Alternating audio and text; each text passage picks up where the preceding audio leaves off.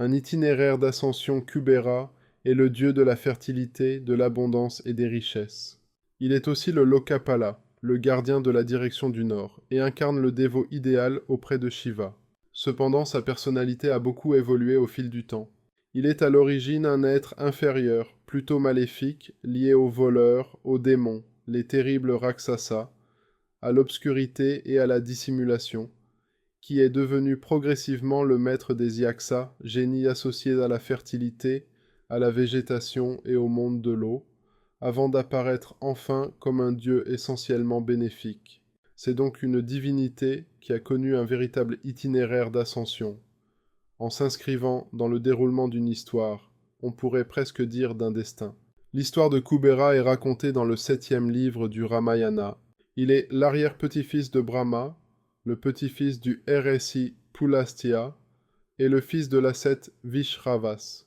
Il est également par sa grand-mère d'ascendance royale. Il est le demi-frère du terrible Ravana. Kubera grandit dans un ermitage de la forêt et vit ensuite pendant des centaines d'années une vie d'ascète, se soumettant à de terribles austérités, tapas, pour suivre la voie suprême du dharma le plus élevé, c'est-à-dire celui du renoncement.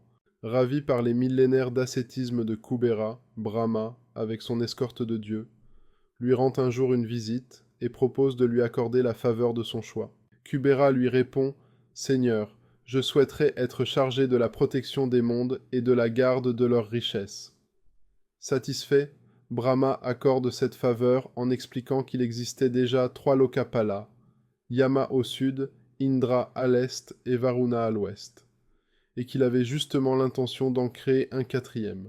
Kubera va donc prendre en charge la direction du nord. Kubera reçoit également de Brahma la faveur d'être le maître des richesses et l'honneur d'accéder au rang des dieux. Par la suite, Kubera devient aussi un grand ami du dieu Shiva, très impressionné par ses pratiques ascétiques qui ont duré 8 siècles.